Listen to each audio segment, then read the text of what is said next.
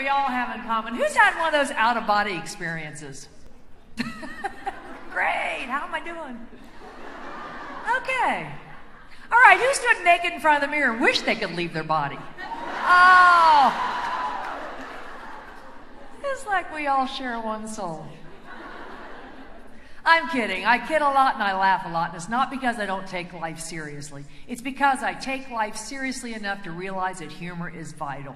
How many people here think that humor is important for stress management? Okay, my job's finished. Thank you. Enjoy the day. Now, the things I'm going to talk about today, happy and successful people have certain characteristics that they share. They manage the stress of change by letting go of things they can't control. They realize that taking care of yourself is vital on every level, spiritual, mental, emotional, and physical. It is not selfish to take care of yourself. Self-care is not selfish. You cannot pour from an empty vessel. And they also choose feel-good emotions. Now, we all have ups and downs, but the key is to get back to feel-good emotions as quickly as possible, such as humor and optimism. Now, when I talk about optimism, I don't mean that we should be like these eternal optimists. You know, these people that are always on, always happy, happy, happy. Aren't they just annoying to the rest of us? We're trying to have a big fat pity party. They're like, well, look on the bright side, you could be dead. And so could you. One can only hope that it will be soon. Negative emotions are part of the human experience. Anger, frustration, fear, we all feel them. But my point is we should allow negative emotions to be more like brief visitors and see what they're trying to teach us rather than just to move in as full-time residents.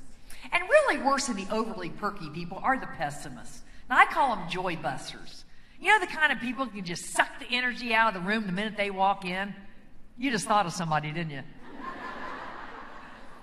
These are the kind of people, no matter how good your news is, they will find a way to rain on your parade, won't they?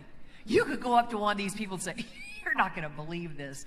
I just won the $100 million lottery. And they just shake their head.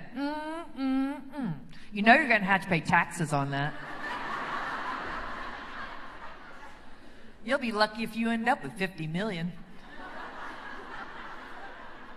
Somehow I'll make ends meet. So I know this won't come as a shock to you, but one of the biggest causes of stress is people. People, and they're everywhere, aren't they? On the highway, on our jobs, in our beds. I mean, the planet is literally infested with them. The one thing I've learned, and I know you know this, we cannot necessarily control what other people say and do, can we? We can only control what? Ourselves and how we react to what people say and do. Because people can be rude, can't they? I know, I don't have to tell you. And I don't even know if they mean to be, but they can say the most jaw-dropping things. They'll walk up to some young couple. When y'all get married, anyway? Or a newlywed couple. When y'all having a baby? Or somebody like me. Heard about your rash? Rude. Now, I'll give you an example. I wear glasses. I look around the room. I notice some of you folks are like me and you wear glasses. Now, if you see somebody wearing glasses, you can assume two things. Number one, we like to see like the rest of you. And number two, we've probably exhausted all of our other options. It's not really that we like having glass and metal and plastic hanging off our faces. But do you glasses folks ever get this? You take off your glasses, rub your eyes a little bit, and invariably somebody will say, you know, you really look a lot better without those glasses. I just look at them and go, you know, so do you.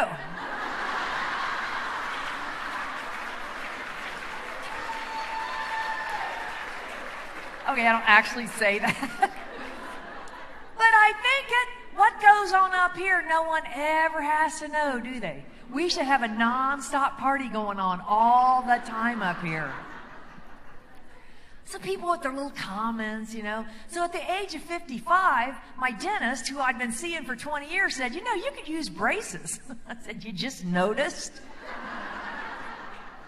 But as you know, over time, things shift. And, back when I was coming of age, hardly anybody got braces. I don't remember hardly any of my friends having braces. And I know my dad, how practical he was. I can imagine the dentist said, she could use braces. My dad say, well, can she eat all right? Yeah, she can eat. But, years down the road, she got some bite issues.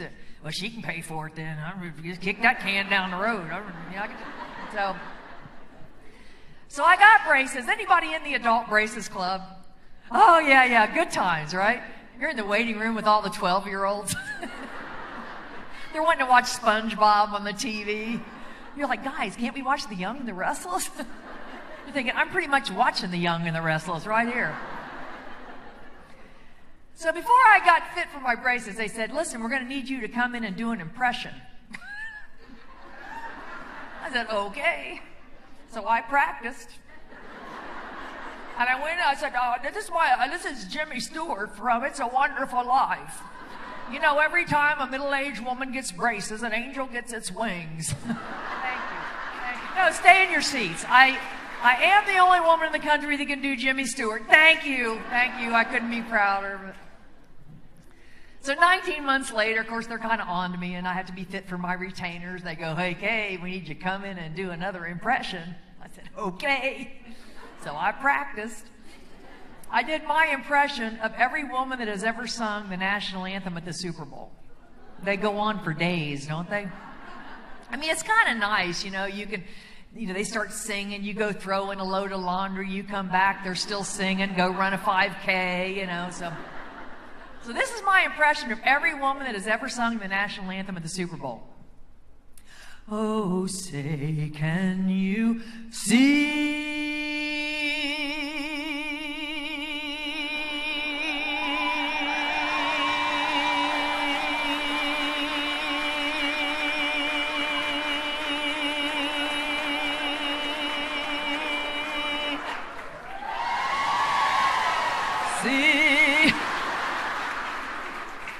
Trying to enjoy a patriotic moment, and all we can think is, can't they just start the game already? And by the way, do you know what the number one stressor on the job in America is? Anybody know? It's annoying coworkers. Oh, come on, there's one on every job. And if you can't think of one, it might be you.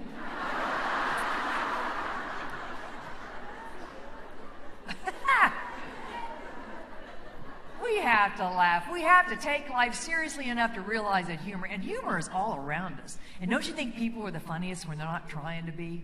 Do you know people that mix up common words and phrases? Oh, my sister does it all the time. We call them Cindyisms.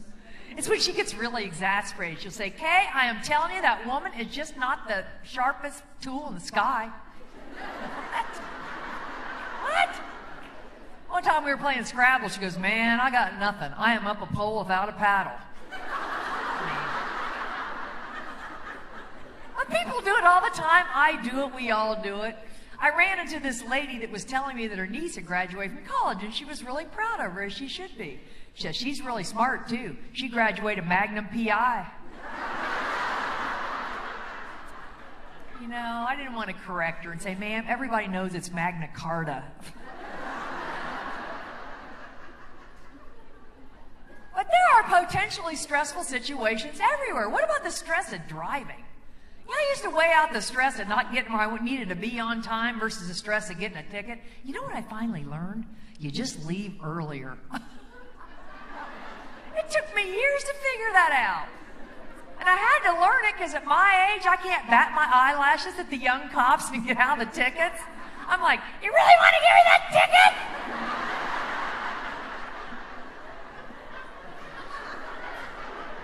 It's like, ma'am, you got something in your eye? Are you going to be okay to drive? Is there somebody we can call? Maybe a son, grandson, great-grandson? Just give me that ticket, you whippersnapper. I didn't think you gave tickets to pretty girls. We don't, ma'am. Sign here.